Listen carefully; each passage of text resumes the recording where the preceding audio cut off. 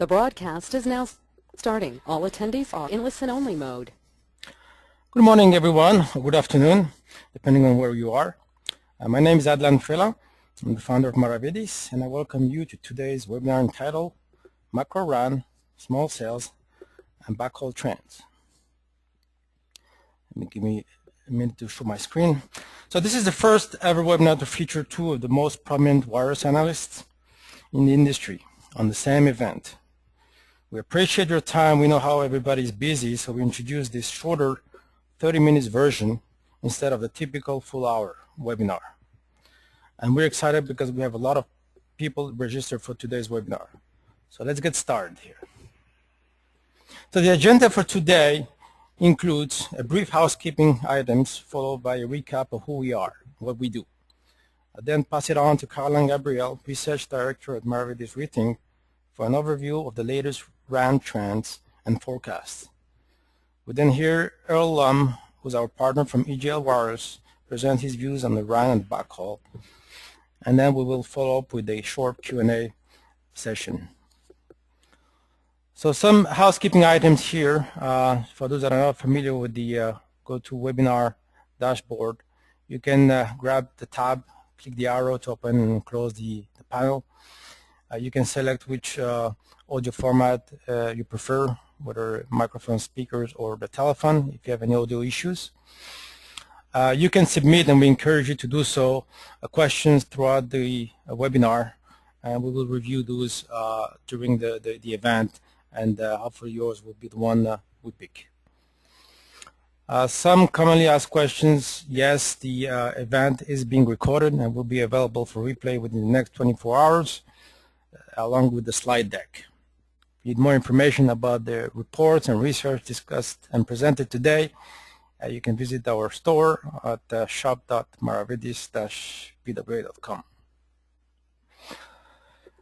So moving on to who we are and what we do. Most of you are pretty familiar with who we are, since we've been in business since 2002, but may be confused about the partnerships and the relationships between each other. The first thing you need to know is we continue to focus on wireless infrastructure, with the main three areas being the RAN, including small cells and carrier Wi-Fi, the backhaul, both point-to-point and point-to-multipoint, as well as increasingly areas of the core network. So since 2012, so 2 years ago, Maravedis and Rethink have entered into a joint venture to combine their resources and better serve our customers. And since the beginning of this year, we're very pleased to have expanded the relationship and the partnership to EGL Wireless, which complements our research offering by adding first-class backhaul research, base station teardowns, antenna market analysis, and much more. The result is we are now 7 full-time employees in different locations presented here. Some of the recent research includes point-to-point radio market analysis and forecast, the microcell base station market analysis and forecast, which were published just less than a month ago, a number of research notes on the RAN, including the pace of NFV, self-organizing networks. We also have very unique research reports that includes the Backhaul regulated database, which is really the only database in the market that tracks licensing and technical information for backhaul. And some of the unique products we have include, the base station teardowns, which are the only ones in the industry as well. And we also provide research under annual service programs like under Wireless Watch, which is a weekly detailed analysis of developments in the wireless ecosystem. And the RAN service also comes with an annual research service program. So before moving on to Caroline and starting our first presentation, I would like to do a quick poll to understand the areas you're most interested in. So please take a few seconds to respond. And the question being, which areas of the network you're most interested in, between small cells, macro RAN, antennas, cloud RAN, backhaul. Couldn't name all of them because choice is limited by the platform here, but just getting an indication here. I'll give it a few more seconds to for people to respond, and I will be closing the poll.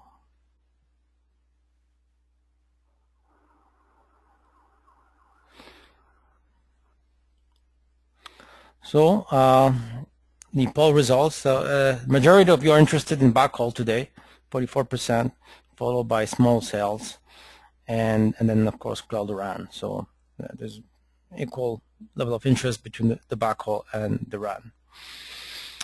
So without further ado, I'd like to move on to first presenter, Caroline Gabriel, Research Director at Maravedis Rethink. Caroline, I will make you now the presenter.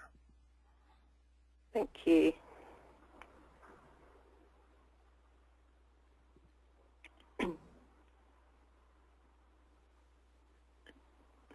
Have you made me presenter? It's in the process. Oh. Takes a few seconds. Sure.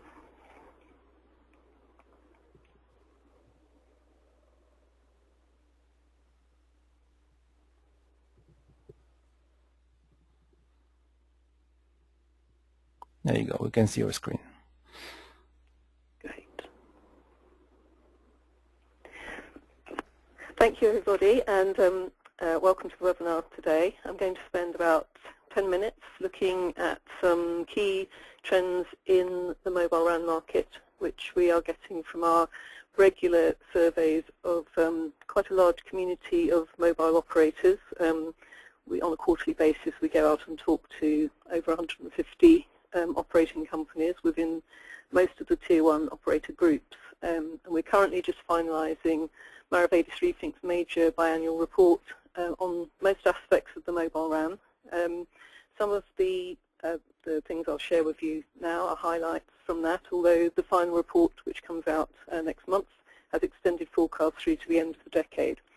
But we're noticing a particular focus on two key trends in operator thinking: whether and when to adopt virtualization in the access network, and how to approach densification. Horrible word, but big theme for the carriers.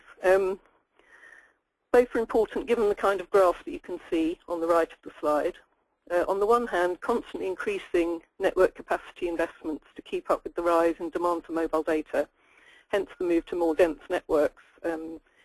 Everyone wants density. It's a question of how they're going to achieve that.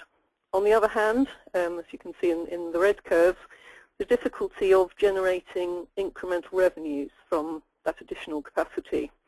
We've seen a string of recent results, Vodafone, China Mobile, others, showing that they're investing massive sums into their 4G networks, but their revenues are not yet getting up.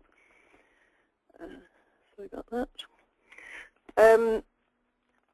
By our calculations, as seen on this graph, you can see that new revenue only outruns the capex in as late as 2018, and then that's because of more cost-efficient architectures. Hence, that brings us back to virtualization and other platforms such as small cells, which operators hope will bring down the cost and the total cost of ownership of the data platforms that they're deploying. So density is a hot topic for these reasons, at least for post-2015. This isn't something that's happening right now, although we're seeing some very interesting sort of architectural moves out in the market. But so far, LTE rollout has focused mainly on coverage, fairly conventional macro architectures with some urban hotspots, particularly in some of the Asian markets. And we expect that pattern to continue as more operators start to come online with LTE. And these fairly macro-driven traditional approaches, coverage-oriented, will suffice in 2014 to meet the mobile data demand in most markets. After that, however, there starts to be a push to make the networks denser as the traditional approaches, adding more base stations, more sectors and so on, start to become exhausted.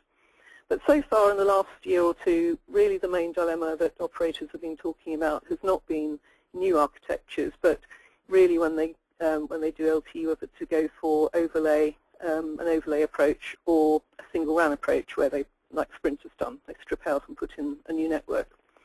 So we're not talking the far future, but we're not talking this year when I start talking about density, but it's something that operators are starting to plan for right now. We saw Qualcomm, Sprint and Airspan, they recently demonstrated a hyperdense network with the equivalent of 1,000 cells per square kilometre. We think that really is something for the distant future if ever. But by 2020, there'll certainly be operators deploying at a density around half of that. To achieve that kind of level of capacity for selected areas of high demand, a lot of them will be indoors, is going to need many tools. There isn't really a simple answer, and perhaps the industry has been somewhat guilty in the last couple of years of looking for a silver bullet. It's a common thing to do. It never really happens. The table on the right is to show, really to highlight the large mix of tools and approaches that operators will combine to get what they need in terms of mobile capacity. These calculations that we did based on a lot of input from the operators and sort of consensus of what they think, but really they're an indicator. You can see that in year one of a capacity-driven project, you are typically operators are looking to new spectrum, the LTE upgrade itself, and Wi-Fi offload to deliver the majority of that capacity. By the time they get to year 4, it becomes much more about density. Then they're looking for about a quarter of capacity and of reduced total cost of ownership to come from small cells. But even that it's only a quarter. It's not quite enough. Really, they'll be looking for density in several layers of the network once they're getting to this kind of year 4 level. So yes, small cells, but you can also densify the macro layer with techniques like massive MIMO. There are new DAS techniques, particularly indoors, but some of them outdoors. I think we'll hear from Earl a bit about those. And then there's the question of virtualization, potentially changing the economics of building out these vast numbers of cells, which with current technology and pricing just doesn't work. So we start to see Cloud RAN and other approaches to virtualizing the network and putting most of the functions onto standard hardware and servers. All that adds up to a very complex multi-layer HETnet. I can remember a few years ago we talked a lot about operators who might use just one type of technology right through to 2020, small cells only, macro cells only. Really, we're not hearing that anymore. We're hearing that this is a matter of using any spectrum you can get, any type of cell you can get, combining them, and often the return and the capacity that you get will come as much from the decisions that you make about the balance and how you combine these various technologies as the technologies themselves. The graph illustrates that complexity and some of the overall trends that we see going forward over the next few years. The blue line is installed base for small cells, public access, and carrier-managed enterprise small cells. So I think in common with quite a lot of forecasters out there, seeing that the progress is still fairly gradual this year, next year. If there is a hockey stick, it will come in 2016. We don't really think it will be a hockey stick, more of a sort of gradual densification, to use that word again, but getting up to about 7.5 million installed at the end of 2018.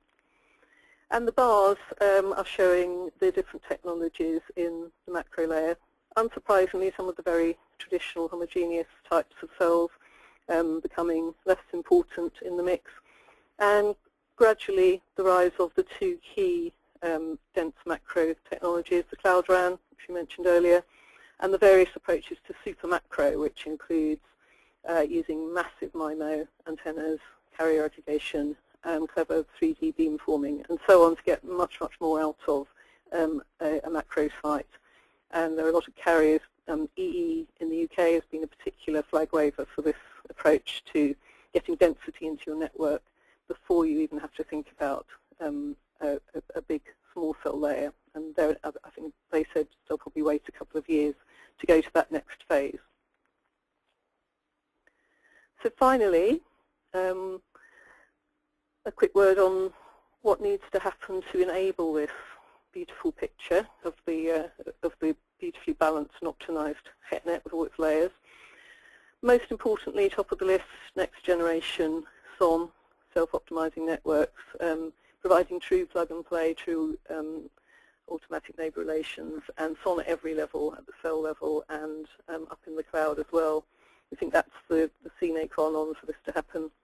But also next generation interference management and more flexible cells The P-cell, which was, I'm sure everybody saw demonstrated recently, is a kind of extreme example of the network creating personal cell around you just for as long as you need it. But there are a lot of technologies that are looking that way so that the network becomes extremely dynamic and responsive and resources allocated just for where you need it and as long as you need it.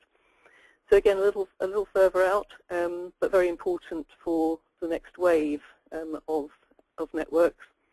But to bring us back down to earth before I hand back, the graph on the right shows what the carriers at the moment are saying is their #1 network priority in rollout if they have to choose just one. And you can see that for the next 3 years, the winner by quite a long way is the navy blue bar, which is simple LTE. It's upgrading LTE using largely conventional approaches and then supplementing them with some of the new architectures that are coming along with a view to moving to a second wave, a kind of HETNet wave, towards the end of the decade. I'm going to pass back to Adeline now. Hope that those were some useful insights. Thank you, Caroline. A very useful presentation. I appreciate it, and we'll talk to you again during the Q&A. Before I move it and pass it on to Earl, I would like to launch the second poll. And we want to understand, when you buy research, what are your objectives? What are you trying to achieve here within your organization? And please take a few seconds to respond.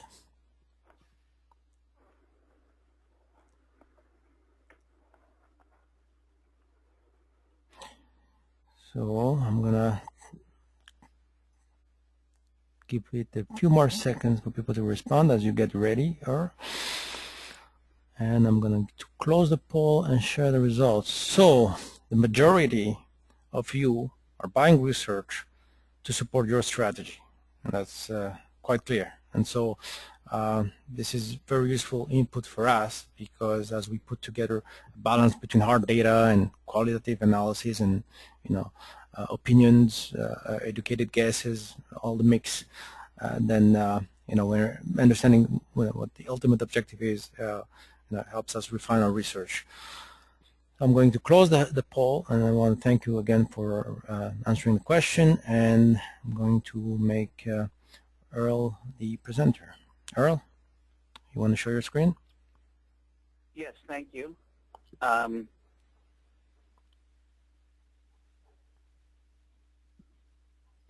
There you go. We can see it. Go ahead. Okay, great. Thank you, and good morning and good afternoon, everyone.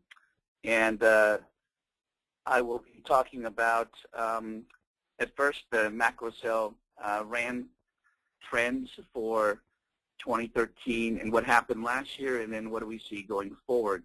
So this first slide, if we look at 2013, we had a record year of both base station radio transceiver shipments as well as base stations themselves.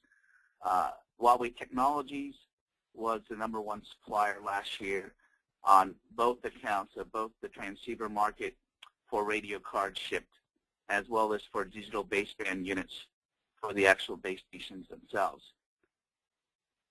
2013 was a significant breakout year for LTE technology. It is the first year for LTE to have achieved over 50% market share of total base stations that were shipped globally in the world. Part of that was being driven primarily from China and the massive rollout of TDD LTE for China Mobile, and also the pre-rollout for China Telecom and for China Unicom for both their TDD and FDD LTE networks. We expect that LTE, while it had a massive growth year in 2013 and continues to be strong this year in 2014, will be somewhat choppy in terms of the volumes shipping through 2016. We expect that the market's going to be strong and continue to be strong in terms of the demand for base station rollouts. Specifically, TDD will be strong through 2015, and then afterwards will start to decline. We expect that the remaining FDD shipments from around the world will continue to be strong through 2016, but the market will certainly take a breather from the current state of where the deployments are today. And so I think that the most important thing to understand and recognize is that there have been some component shortages in the market as we've entered into 2014. We would expect that the supply chain in certain instances will continue to be stressed through 2014 and through parts of 2015.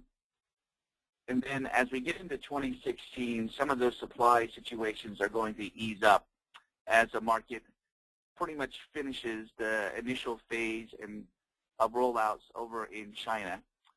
So I think the most important thing to understand is that the current state of activity in the market will probably reduce sometime by early 2016 down to more steady state rollouts for the rest of the world.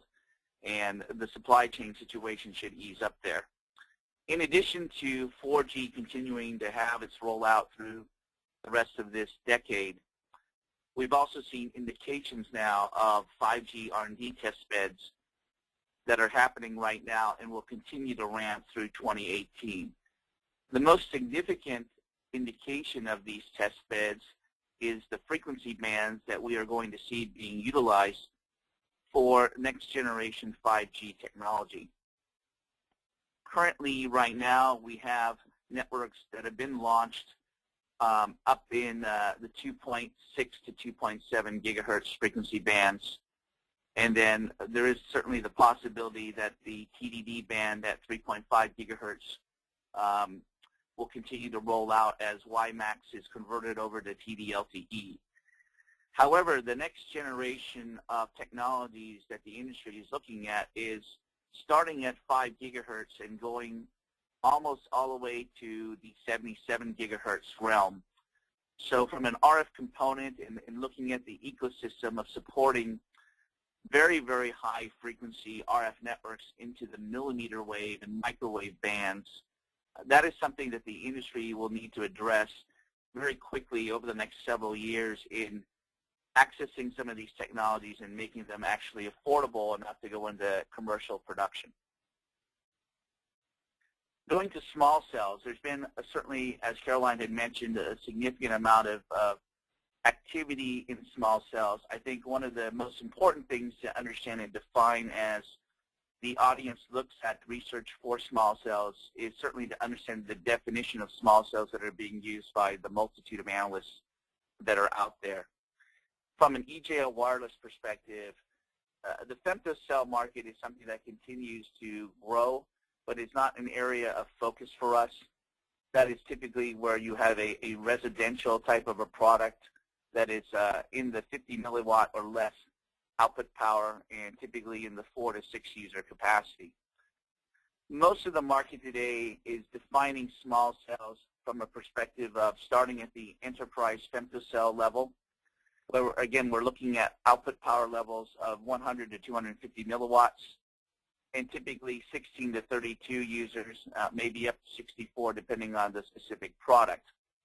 And then migrating up to where we believe the majority of the small cells will be deployed will be of the picocell variation, which will be, again, carrier provisioned in the 1 to 2 watts of RF output power and supporting anywhere from 64 to 128 users, and again, could be up to 256 or higher depending on the system and which particular OEM. Both the enterprise and the picocell are indoor primarily. There's certainly an opportunity to put the picocell on the outdoor as well. And then as we transition to the outdoor-only market, then we get into the much higher power 5 to 10 watt microcells and the 256 to 512 users. And most of the situations right now where we're seeing field trials has been in microcells for outdoor, and that is where we've seen a lot of issues with the backhaul of these particular products that we'll get into in a couple of slides. Indoor coverage and capacity has a specific business case decision tree that is being addressed by the industry right now. And I think it's really important to understand different technologies that are going to be used that may be defined as small cells depending on how you view the marketplace. But essentially, in this decision tree, the first thing that the operator has to look at when they're targeting a building to light up is what is the size of that building and what is the type of venue or business that's occupying that building. And typically the size of that building, if it's above 50,000 square feet, will tend to lean towards a potential either single or multi-operator situation, and that will vary by geographical region around the world. If we're looking specifically at North America for this example, then the chances of you going to a single operator if you're above 50,000 square feet is very slim. More than likely, you will be looking at a multi-operator network that will be shared. And if that is the situation, then more than likely the type of network that will be deployed will not be a picocell or enterprise femtocell network that is typically tied to one operator, but it will be more of a distributed antenna system architecture that would be used, again, for a multi-operator solution. If we're looking at the left-hand side of this chart, where we're looking at smaller building sizes, again, from a U.S. perspective, then we would be more than likely to see something in the single operator type of category, and again, using an enterprise femto or picocell solution. It also could be a solution such as the Ericsson DOT or the Huawei Lampsight type of a product. If we were to take a look at this chart with regards to the European landscape, then more than likely, regardless of the building size, you would tend to probably go towards a single operator type of a network where in that particular region you could have more than one system that would be deployed inside of a specific building. So there are vast differences between the deployment strategies of mobile operators in the North American market relative to those over in Europe. Trends that we see right now, for the indoor market, the battleground is essentially between are you going to do DAS or are you actually going to do small cells that are comprised of enterprise femto or picocells. We certainly believe that small cell deployments will continue. They've been ramping up for the past couple of years, but as Caroline said, the hockey stick may happen by 2016, but I think we will continue to see field trials over the next several years for the small cells. With regards to DAS, specifically again in the North American market, the DAS market is extremely strong right now, entering into and going into the middle of 2014. It does not show any signs of slowing down, so there is a significant incumbent activity for in-building DAS today in the North American market, while the small cell market continues to roll out on a more linear basis with regards to both field trials and active deployments. On the outdoor market, initial microcell deployments have been continued to roll out with regards to field trials. We've seen a significant number of very high-profile field trials over in China already regarding microcells from Huawei Technologies and their Atom Cell product. We expect over the next several years that field trials will continue to focus on how do you backhaul outdoor small cells effectively and efficiently. That has been one of the key bottlenecks with regards to actively fielding these particular types of networks and making them actually fit the type of a HETnet structure and architecture that the mobile operators are looking for. So one of the most important things that we're seeing right now in the point-to-point radio market for last year and going forward is last year the market took a dip by about 12% in unit volumes from 2012. It still remained above 1 million units in terms of radio shipped, and we are tracking from 5 gigahertz all the way up to 86 gigahertz for E-band, and it also includes the unlicensed bands of 17 gigahertz and also 24 gigahertz. Ericsson managed to just squeak out in retaining its #1 position in the market ahead of Huawei. The most important thing to look at when you're looking at mobile backhaul, or actually the point-to-point radio market, is the fact that mobile continues to comprise 80% of total volumes and shipments within the marketplace.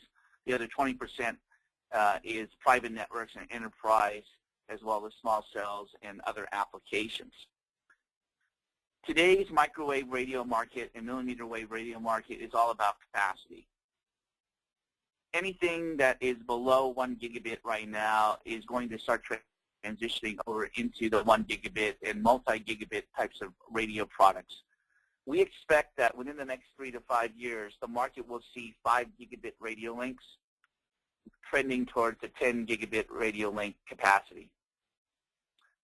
We also expect that small cells will have a positive impact. However, the most significant issue with small cells right now is how do you backhaul them, and are you using non-line of sight? Are you using line of sight 60 gigahertz? Are you using line of sight 70, 80 gigahertz for E-band or some other technology? And one of the most critical issues that the industry is facing right now is the ability to offset pole sway when you've used the microwave radios to backhaul some of these small cells, as opposed to the traditional large macro cell market that is mounted either on a tower or on a rooftop. We expect that shipments are going to remain range-bound over the next 5 years, so we are not expecting a hockey stick. We would expect that the market will be up and down, but again, within a certain range of several 100,000 radios plus or minus from where we were in 2013. And with that, I will hand the presentation back over to Adlan. Thank you, thank you for this great presentation. And let me show my screen again here. Before we finish the event today and answer some questions, would like to give a few words about the Small Cell World Summit, where we are a knowledge partner. This will take place in London on June 10 to 12. And if you are interested in meeting Caroline Gabriel, she will be presenting and chairing at this event. I would like also to make a special promotion for the reports that were presented today. So we have a 10% off on all the orders valid until June 10. And so you can use the webinar promo code when you check out from the shop .maravedis-bw.com website store. So all the reports are available at a 10% discount if you use this webinar promo code. And if you need more information about the research or services, you can contact me at any of the contact details presented here. Now, I would like to maybe address a couple of questions. I know we promised to deliver this webinar within 30 minutes. We're a little bit over time here. But a question to both Caroline and do you think that small cells will live up to their promise, and when? There's been a lot of speculation and talk about, overinflated forecast, and what's your take on that? Shall I go first? Yes, please. I think, yeah, it's an interesting one. I think the industry is going through one of those inevitable phases that we always do, where there's a huge amount of hopes put onto a certain technology. Then people realise that actually it's quite a difficult technology and it's not necessarily a silver bullet. And that's often taken as perhaps too strongly, as the technology hasn't lived up to its promise. So I think there's a really important role for small cells. I think the carrier's vision, it was overhyped, as these things always are, but it was also, I think the carrier's vision for small cells has changed. I think they've loaded a lot more of their expectations onto this architecture, which started as something that was going to solve relatively simple problems. Now they are looking for much more dense networks. They're talking about HETnets. They want, really, these are full-scale base stations, these things, and as Earl noted, there are lots of bottlenecks, including backhaul. So, and the more complicated they've become, the harder it is to make the economics work, because these are not going to be $100 devices. So I think the goalposts have constantly changed. I think there will be a point at which everything comes together and the small cells find their right place and the right level of cost and technology that they will deliver. And I think the definition of what a small cell is probably changing anyway. I think we are going to start thinking about small cells of coverage as opposed to small base stations, and the unit delivering that coverage may be far more varied than was originally envisaged when we started the conversation a few years ago. Okay. Or do you want to complement the answer and maybe touch on carrier Wi-Fi as well? Sure, Adlan. I think one of the situations that the market is looking at is again, like Caroline was saying, we've had some disappointment out there in the marketplace. Certainly from our perspective at EJL Wireless, the outdoor market now is looking to be very much a surgical solution where you're not expecting to have blanket coverage, and you will place the small cells or Wi-Fi hotspots to alleviate capacity or to add coverage where you are seeing certain issues that are happening within your network. And I think the most important thing to understand right now with small cells is that the majority of small cells, whether they're indoor or outdoor, that are being deployed today in the marketplace is not for capacity. They are being deployed by operators for coverage problems. So we are on one end of a spectrum that's migrating from a capacity situation over to coverage over the next several years. And I certainly believe that the market is certainly looking to be a lot slower in development, like I was hinting at, because of outdoor situations with backhaul. And I think on the indoor side, it's going to be hampered by regional situations that, like in the U.S., where you will have an extensive ecosystem for DAS that will probably likely win out over a OEM type of a small cell solution. Okay. Great. I'm sure we could spend probably the rest of the day discussing small cells and backhaul, but I'm afraid this is the end of the webinar. We promised to make it short and sweet. I hope you liked the webinar. I want to thank our media partner, the Mobile Network, for their fantastic promotion of the webinar. And I want to thank our guest speakers today. And